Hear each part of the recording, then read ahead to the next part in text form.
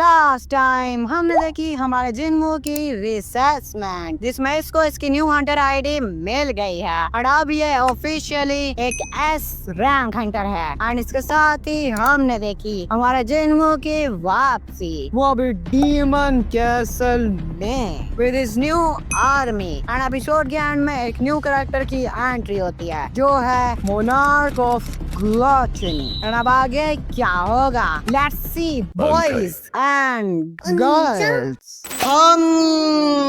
So welcome back everyone. I'm Apple, the most consistent and underrated anime YouTuber, and आज मैं करूँगा हमारे solo levelling के season 2 के एपिसोड 8 को कवर इन हिंदी, चिंदी, उर्दू, etc. So guys, आज के एपिसोड में बहुत ज्यादा क्रेजी चीजें होने वाली हैं एंड बहुत ज्यादा ओपी फाइट्स दिखेंगी हमें, जैसे कि हमारे जिन्मो वर्सेस डीमन मोनार्क बरान की फाइट, जो भाई कसम से बहुत ज्यादा क्रेजी होने वाली है। एंड भाई शुरू करते हैं भाई, बट बिफोर दैट अगर तुम लोगों ने बाकी एपिसोड्स नहीं देखे तो देख लो भाई, लिंक्स इन द डिस्क्रिप्शन, ताकि तुम्हें आज की वीडियो की समझ आ सके कि हो क्या रहा है। And if you didn't subscribe तो कर दो ना, एटलीस्ट भाई 5000 सब्सक्राइबर्स तो करवा दो यार, ताकि ये एनीमे पॉप इंडिया को ना जरा पीछे छोड़ सके हम। लाइक करना मत भूलना यार, मोटिवेशन मिलता है यार। एंड कमेंट में अपनी एग्जिस्टेंस का सबूत देना मत भूलना। And now let's start our episode without any further ado. So guys, episode start होता है हमारे Jinwoo and monarch of gluttony की फाइट से, जिसमें ये जिन्मो को मारने की नाकाम कोशिश कर रही होती है, लेकिन जिन्मो इस सेकंड में इसकी गर्दन पकड़कर इसमें अपना खंजर घुसाने वाला होता है। क्या ये कहती है, भाई सरेंडर भाई, मुझे छोड़ दो भाई, गलती हो गई भाई, भाई मुझे माफ कर दो भाई, मेरे मुंह से निकल गई गलती से, आज के बाद कभी किसी को नहीं बोलूंगा। जिस पर जिन्मो कहता है ये आवाज क्या तुम, एंड इसका हेलमेट उतार कर फेंक देता है। एंड ये कहती है तुम जीतिए, माफी भाई, मुझे मत मारना प्लीज। इस पर जिन्मो कहता है पहले तुमने मेरे सोल्जर्स पर अटैक करा और अब अपनी जिंदगी की भीख मांग रही हो, तुम्हारे बाकी सब साथी तो ऑलरेडी मर चुके हैं। जिस पर यह कहती है उनका यही काम है, अपने लॉर्ड की प्रोटेक्शन करना, एंड जब तक मैं जिंदा हूँ वो खुश रहेंगे होपफुली। जिस पर जिन्मो कहता है वो खुश रहेंगे, अबे ये थोड़ी बहन। एंड जिन्मो यहाँ से जाने लग जाता है कि ये इसको पीछे से बैक स्टॉप करने की कोशिश करती है, लेकिन आवाटास्क इसको रोक लेता है। एंड जिन्मो कहता है तुम क्या करना चाह रही थी हैं? जिस पर ये भाई जोकर माफिया मारने लग जाती है, भाई अलग ही आइटम है भाई, ये सही बात है। इस पर जिन्मो कहता है अच्छा ये छोड़ो, तुम्हें पता है कि एंट्री परमिट कहाँ होगा अगले गेट का? जिस पर ये कहती है वो तो मेरी फैमिली प्रोटेक्ट करती है, और अगर तुमने मुझे ना मारा तो हम डील कर सकते हैं वैसे, एंड मुझे बाकी सब फ्लोर्स के परमिट्स का भी पता है, अगर तुम मेरी और मेरी फैमिली की सेफ्टी की गारंटी दो तो आई कैन हेल्प यू। इस पर जिन्मो कहता है अच्छा वैसे डील तो अच्छी है, वैसे भी मैं जितने भी बंदों को मारूं मुझे एंट्री परमिट नहीं मिल रहा था। एंड इसके करीब आ जाता है, जिस पर भाई ये बुलास करने लग जाते हैं भाई व्हाट द।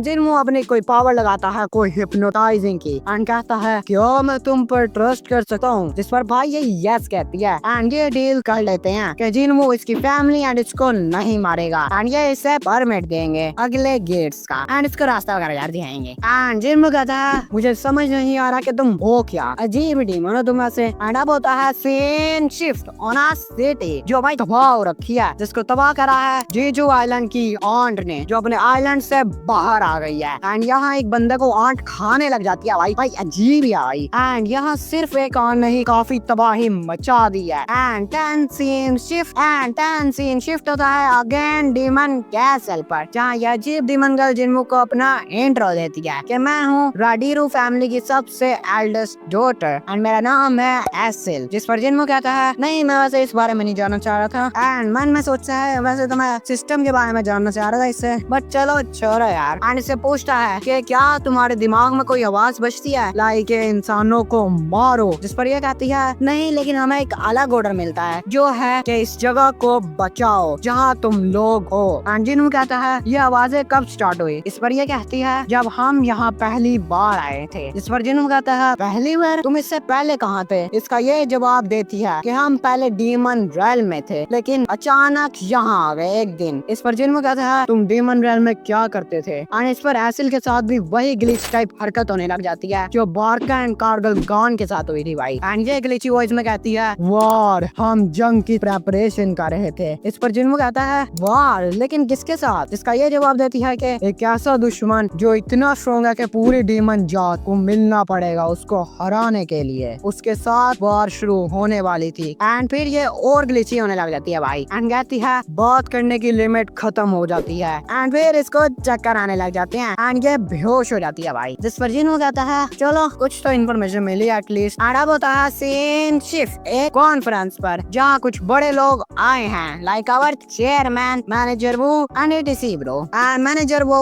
उसी आंट की न्यूज सबको देता है कि वो जीजू आइलैंड के पास वाली सिटी में आकर काफी तबाही मचा चुकी है एंड सिर्फ एक आंट की वजह से काफी लोगों की जान जा चुकी है, जिसमें नॉर्मल सिविलियंस एंड हंटर्स भी शामिल हैं। जिस पर चेयरमैन कहते हैं इतना सब कुछ सिर्फ एक आंट ने किया। एंड इस पर मैनेजर वो कहते हैं कि बाद में एक ए रैंक हंटर को आना पड़ा उसको मारने के लिए। एंड चेयरमैन कहते हैं जीजू आइलैंड से 120 किलोमीटर दूर वो आंट आई एंड उसने इतनी तबाही मचा दी एंड अगर वो आंट और इवॉल्व होती रही तो काफी तबाही मच सकती है। एंड चेयरमैन कहते हैं कि जापान को कांटेक्ट करो एंड उन्हें एक जॉइंट ऑपरेशन का कहो जीजू आइलैंड पर एंड बाकी कंट्रीज को भी ये रिक्वेस्ट सेंड करो, ये एक बड़ा खतरा है सबके लिए। एंड कहते हैं अब टाइम आ चुका है, हमें और देरी नहीं करनी चाहिए एंड इस मामले को अब हमें देखना पड़ेगा और किसी की जान जाए बगैर। एंड कहते हैं as a chairman of hunters association मैं चौथी रेड डिक्लेयर करता हूँ जीजू आइलैंड पर। और अब मैं थोड़ा इनका सीनियर समझा देता हूँ। असल में एक आइलैंड है जीजू जिस पर आंट्स क्रिएचर्स हैं, डीमंस लाइक यार। एंड इस आइलैंड पर पहले 3 रेड्स हुई थी इनको खत्म करने के लिए, लेकिन वो नाकाम हो गई थी एंड काफी हंटर्स की जान चली गई थी इसी वजह से। एंड अब वो आंट्स अपने आप को इवॉल्व करके उड़ना भी जान रही हैं एंड उड़कर मेन आइलैंड की तरफ आ रही हैं इंसानों को मारने के लिए। एंड इसीलिए अब इन लोगों ने चौथी रेड डिक्लेयर करी है उसी आइलैंड पर उन आंट्स को खत्म करने के लिए। एंड अगेन सीन शिफ्ट होता है हमारे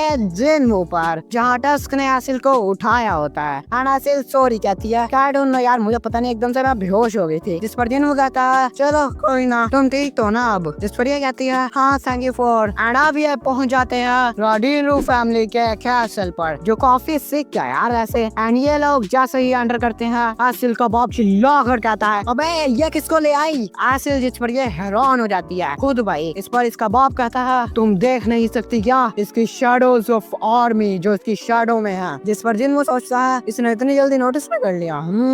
एंड एसिल का बाप कहता है अगर तुमने मेरी बेटी को हाथ भी लगाया और इस कैसल को हड़पने की कोशिश की तो तुम्हें मैं मार दूंगा। एंड इसके सोल्जर्स जिन्मू को घेर लेते हैं। जिस पर एसिल कहती है कि रुको फादर। एंड जिन्मू कहता है हमारी एक डील हुई है, मैं किसी को भी नहीं मारूंगा अगर तुम मुझे परमिट दे दोगे। जिस पर इसका बाप सोचता है कि इसने ही उन तीनों को मार दिया है एंड हम इसे नहीं जीत सकते। एंड ये जिन्मू का परमिट दे देता है एंड कहता है अब यहाँ से चले जाओ। जिस पर जिन्मू कहता है हाँ एक और चीज वैसे मुझे आपकी बेटी चाहिए, मतलब मैं उसको बोरो करना चाहता हूँ ताकि वो मुझे रास्ता दिखा सके। एंड इसने कहा था कि इसको पता है कि बाकी सब गेट्स के परमिट्स कहाँ हैं। तो इस पर इसका बाप कहता है क्या तुम इसकी सेफ्टी की गारंटी देते हो। जिस पर जिन्मू कहता है यस। एंड इसका बाप मान जाता है एंड जिन्मू कहता है I am counting on you acyl. And इस पर ये भाई प्लस क्या हो रहा है भाई। एंड अगेन सीन शिफ्ट होता है एक जगह पर जहाँ ये लोग वही उड़ने वाली आंख का चीड़ फाड़ कर रहे होते हैं in the name of research यार। एंड अगेन सीन शिफ्ट होता है हमारे जिन्मू पर जो अब है 89th फ्लोर पर। एंड यहाँ इग्रिस और टैंक भी काफी अपग्रेड हो चुके हैं एंड अब वो एक एस रैंक हंटर के बराबर हैं। एंड एसिल घर से बहुत सी चीजें लाई है पर ट्रेड यार। कैसी ट्रेड? वो ये अपर फ्लोर वाले सोल्जर्स वगैरह के साथ डील करके उनके परमिट लेना चाह रही है। जिस पर जिन्मू कहता है तुम इन्हें वापस घर ले जा सकती हो। इस पर ये कहती है नहीं 90 से ऊपर वाले फ्लोर्स वाले सबसे हार्ड हैं ब्रो एंड वहाँ जो लोग हैं वो अब तक के सबसे स्ट्रॉन्गेस्ट लोग हैं भाई और हम उनसे ट्रेड कर लें हमारे लिए यही बेटर होगा। जिस पर जिन्मू कहता है अगर मैं तुम लोगों से कमजोर होता तो क्या तुम लोग मुझसे डील करते। इसी तरह वो भी कभी ट्रेड नहीं करेंगे। इस पर एसिल कहती है वैसे जिन्मू आपने हमारी फैमिली को क्यों नहीं मारा। जिस पर ये कहता है because I like you. Bro what the heck is happening यार। एंड एसिल फिर से ब्लश करने लग जाती है यार मैं ये मामला ना बिल्कुल भी नहीं समझ पा रहा। सही बात है। एंड जिन्मू सोचता है इसमें और जिना में मुझे लगता है मैं उन लोगों के साथ अच्छा काम कर सकता हूँ जिनका स्क्रू ढीला है। मतलब यार ये वही यार, मैं कुछ नहीं कह रहा भाई इस बारे में, सही बात है। एंड जिन्मू कहता है तुम अब वापस जा सकती हो अपने घर, आगे की फ्लोर्स खतरनाक हैं एंड मैंने तुम्हारे फादर से तुम्हारी प्रोटेक्शन की गारंटी ली थी, तुम बस मुझे आगे वाले फ्लोर्स के परमिट की पोजीशन बता दो। जिस पर ये कहती है नहीं, मैं तुम्हारे साथ जाऊंगी, मैं देखना चाहती हूँ कि तुम क्या हासिल करना चाहते हो जिन्मू सर। जिस पर ये कहता है चलो ठीक है तुम्हारी मर्जी भाई। एंड इस पर आसिल भाई खुश हो जाती है, भाई क्या हो रहा है यार ये। एंड देन ये लोग अगले फ्लोर्स क्लियर करना स्टार्ट कर देते हैं। एंड जिन्मू सोच रहा होता है कैसिल ने सही कहा था, 90 फ्लोर्स के बाद डीमंस की पावर एंड क्वांटिटी काफी बढ़ चुकी है, लेकिन मैं रुकूंगा नहीं, मुझे एलिक्सियर ऑफ लाइफ के इंग्रेडिएंट्स चाहिए no matter what it takes bro. And इसी के बीच ये आ जाता है 97th फ्लोर पर एंड अगेन सीन शिफ्ट होता है बिल्डिंग पर, वो भी हंटर्स गिल्ड की, मतलब लाल बड़ी की गिल्ड की बिल्डिंग पर, जहाँ चाहाइन एंड लाल बड़ी होते हैं। एंड लाल बड़ी कहता है कि हम दोनों को जीजू आइलैंड की रेड के लिए बुलाया गया है एंड प्रेसिडेंट बाइक हो भी आ रहे हैं एंड बाकी सब एसरिंग हंटर्स भी आ रहे हैं। एंड इसके बीच में चाहाइन सोचती है कि हंटर संग की आ रहा है क्या। एंड लाल बड़ी कहता है कि ये एक जॉइंट ऑपरेशन होगा हमारे और हमारे करीबी नेबर्स जापान के साथ एंड वो आंट्स की फ्लाइंग एबिलिटी ये काफी खतरनाक होगा। एंड लाल बड़ी सोचता है कि मुझे फर्क नहीं पड़ता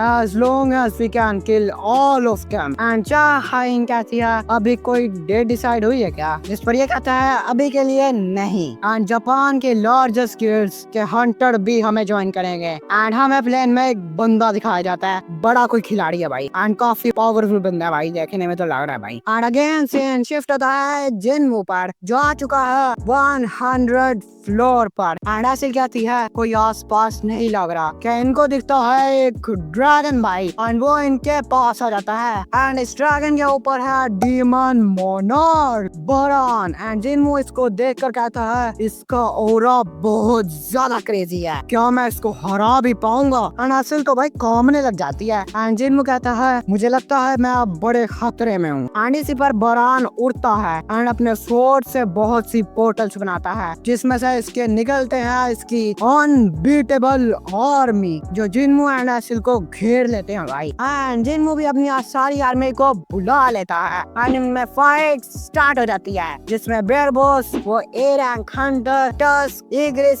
सब हमला कर देते हैं भाई। एंड टस्क अपनी फायर से बहुत से डीमंस उड़ा देता है भाई एंड इसको असिल देखकर भी हैरान हो जाती है एंड कहती है कि ये ऐसी पावर्स भी रखता है क्या, लेकिन फिर भी उसके सामने डीमन मोनार्क बरान है, कोई छोटी चीज नहीं है, वो यहाँ का रूलर है। एंड जिन्मू सर तो बस एक इन्वेडर है, अ टारगेट ऑफ एलिमिनेशन, मैं किसका साथ दूं। इस पर बरान अपने मुंह से एक रासिंग गन बनाता है भाई एंड बादलों में मारता है भाई जिससे सारे बादलों में से फुल बिजली गिरती है भाई साहब, जिससे जिन्मू के बहुत से सोल्जर्स मर जाते हैं एंड बिजली एसिल पर भी गिरने वाली होती है, लेकिन जिन्मू इसे बचा लेता है एंड सोच रहा होता है कि ये कोई आम लाइटनिंग नहीं है, ये बहुत दूर तक फैली हुई है एंड बहुत ज्यादा पावरफुल है एंड बेशक मैं अपने सोल्जर्स को वापस बुला सकता हूँ, लेकिन इससे मेरा माना काफी जल्दी जाएगा एंड इससे पहले मेरा माना जाए मुझे इस पर हमला कर देना चाहिए। एंड इसी टाइम ये बरान पर हमला कर देता है अपनी स्टेल्थ टेक्निक के साथ एंड फुल खंजर मारता है इसको, लेकिन बरान अपनी स्वॉर्ड से इसको रोक लेता है जिसको देखकर जिन्मू भाई हैरान हो जाता है कि ये मेरी स्टेल्थ के पार देख सकता है। एंड बरान जिन्मू को अपनी स्वॉर्ड से दूर जमीन में फेंकता है एंड इस पर अपनी बिजली गिरा देता है भाई, लेकिन जिन्मू बड़ी हार्डली इसको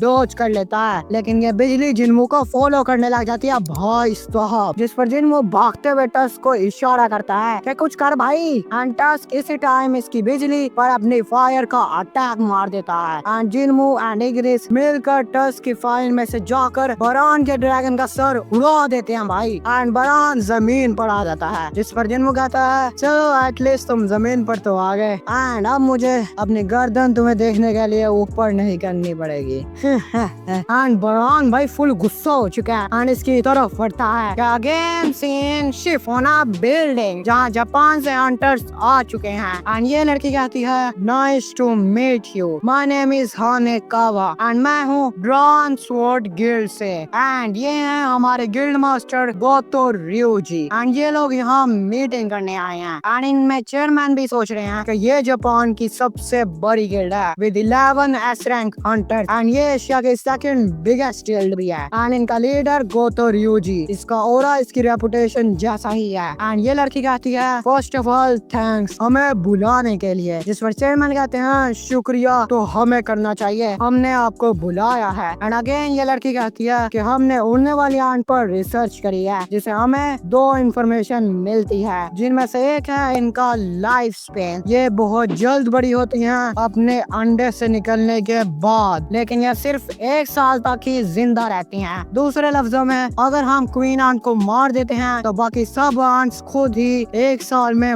मर जाएंगी। एंड दूसरी इंफॉर्मेशन है इनका बिहेवियर। पिछली 3 रेड से हमें पता चलता है कि ये आंट्स काफी स्ट्रॉन्ग एनिमीज हैं एंड मैजिक टाइप चाहिए आई गेस सो। एंड थोड़ी यार वही बात कर रहे होते हैं कि ये लोग यार क्या करने वाले हैं चौथी रेड में जाए जीजू आइलैंड की। एंड इसी टाइम गोतो ryuji कहता है कि हमारी गिल्ड से 10 एस रैंक हंटर्स शामिल होंगे मेरे समेत एंड हम लोग बाकी सब आंट्स को मार देंगे एंड आपके हंटर्स आंट क्वीन को देख लेंगे, जिस पर मैनेजर वो कहते हैं कि वहाँ हजारों आंट्स होंगी, जिस पर गोतो कहता है कि हम लोग कर लेंगे। एंड चेयरमैन इसी रेड के बारे में कुछ बातें करते हैं एंड यहीं पर होता है scene shift on our demon castle, जहाँ जिन्मू की आर्मी एंड बरान की आर्मी में फाइट चल रही होती है एंड जिन्मू की माना बहुत ज्यादा फास्टली गिर रही होती है, जिस पर जिन्मू कहता है मुझे माना पोशंस पीने का भी टाइम नहीं मिल रहा। एंड बरान अपनी फुल लाइटनिंग अटैक मारता है टस्क पर, जिस पर टस्क अपना शील्ड को एक्टिवेट कर लेता है मगर फिर भी मारा जाता है क्योंकि उसकी शील्ड टूट जाती है। एंड साइड से एरक हंटर जिन्मू की आर्मी वाला अटैक करता है बरान पर, जिस पर बरान अपनी स्वॉर्ड इसकी आंख में डालकर लाइटनिंग मार देता है भाई, जिससे ये फट जाता है भाई। एंड हाँ ये भी मर जाता है यार। एंड इग्रिस भी इसके सामने नहीं टिक पा रहा होता एंड जिन्मू भी कफ स्टेल्थ अटैक मारने की कोशिश करता है इस पर, जिस पर भाई बरान जिन्मू की गर्दन पकड़ लेता है एंड एक हाथ से इसको उठा लेता है भाई एंड इसको अपनी स्वॉर्ड से मारने वाला होता है कि टस्क इसको बचा लेता है एंड जिन्मू उसी टाइम में खंजर निकाल कर इसके हाथ में डाल देता है एंड जिन्मू के बेस्ट सोल्जर्स बरान को पूरी तरह से जकड़ लेते हैं, लेकिन ये अपने मुंह से लाइटनिंग अटैक मारता है जिससे जिन्मू के सब बेस्ट सोल्जर्स चुटकियों में मर जाते हैं फिर से, लेकिन जिन्मू बैग ऑफ आ जाता है एंड अपने आप को बरान से बचा लेता है एंड इसका सारा माना हो जाता है खत्म। एंड बरान जिन्मू को देखकर अपने दोनों खंजर निकाल लेता है एंड जिन्मू एंड बरान दोनों अपने खंजर से एक दूसरे पर हमला करते हैं एंड इनका बहुत ज्यादा क्रेजी क्लैश दिखाया जाता है, जिसमें बरान की लाइटनिंग पावर्स बहुत ज्यादा क्रेजी थी भाई, लेकिन फिर भी जिन्मू कम नहीं है एंड इस पर हमला करता है एंड इनका क्लैश बहुत ज्यादा क्रेजी होता है जिससे आसपास फुल तबाही मच जाती है भाई साहब इनका क्लैश बहुत ज्यादा क्रेजी है भाई। एंड अब बरान इस पर बहुत हार्ड लाइटनिंग मारता है जिससे इसकी डैगर्स उड़ जाती हैं भाई एंड बरान अब इसको अपनी स्वॉर्ड से कुचलने वाला होता है, बल्कि मार भी देता है भाई एंड दोनों तरफ से इसको अपने खंजर मारने वाला होता है, जिन्मू अपने हाथों से इनको रोक लेता है बहुत ज्यादा हार्डली। जिन्मू अपना 100% दे रहा है तब जाके इसके सामने टिक पा रहा है भाई एंड ये सारा बीच में अपने मुंह से जिन्मू पर लाइटनिंग मारने वाला होता है भाई, जिसको जिन्मू कह रहा होता है कि मैं इसको डॉज नहीं कर सकता, मैं मर जाऊंगा भाई, लेकिन इसी टाइम एसिल बरान पर अपनी स्वॉर्ड से कुछ फेंकती है भाई एंड इसका ध्यान सारा उधर जाता है, जिसका फायदा जिन्मू उठा लेता है और अपनी सारी पावर अपने हाथों में ले आता है एंड फुल पावर लगा देता है भाई एंड अपनी पावर से बरान के बाजू उखाड़ देता है भाई, लेकिन फिर भी बरान नहीं रुकता एंड अपने मुंह से जिन्मू पर लाइटनिंग मारने वाला होता है, जिस पर जिन्मू भाई फुल एंग्री हो जाता है एंड कहता है अब मर जा एंड अपने हाथों से बरान के फेस के नीचे से एक बहुत हैवी पंच मारता है भाई, जिससे बरान के सारे दांत फट जाते हैं एंड बरान जो लाइटनिंग अटैक मार रहा था वो बरान के अपने मुंह में ही फट जाता है एंड वो लाइटनिंग सीधा उसके मुंह को चीरते हुए आसमान में जाती है एंड बहुत बड़े ब्लास्ट के साथ बरान यहीं पर मर जाता है। भाई साहब इनकी फाइट बहुत ज्यादा क्रेजी चली है वैसे एंड बरान की खुद की पावर से वो मारा गया भाई एंड जिन्मू की क्वेस्ट हो जाती है कंप्लीट एंड ये कहता है एसिल अब तुम घर जाओ एंड अपने बाप को बताओ कि अब से डीमन कैसल पर राडीरो फैमिली रूल करेगी, मतलब एसिल की फैमिली एंड एसिल भाई इमोशनल हो जाती है यार एंड अब हो जाती है हमारी एपिसोड 8 यहीं पर एंड सो यार that was episode 8 of Solo Leveling season 2, जिसमें हमने देखा जीजू आइलैंड की रेड का सेटअप एंड साथ में एसिल की फैमिली एंड जिनवू वर्सेस बरान की crazy and heavy battle. And अगर तुम अब तक ये वीडियो देख रहे हो तो यार भाई लाइक कर दो यार, मोटिवेशन मिलता है यार। एंड मुझे बताना कमेंट में कि तुम्हें आज की वीडियो कैसी लगी। एंड मैं मिलता हूँ तुमसे किसी और नेक्स्ट वीडियो में, तब तक के लिए बाय बाय एंड औरतें कहाँ हैं?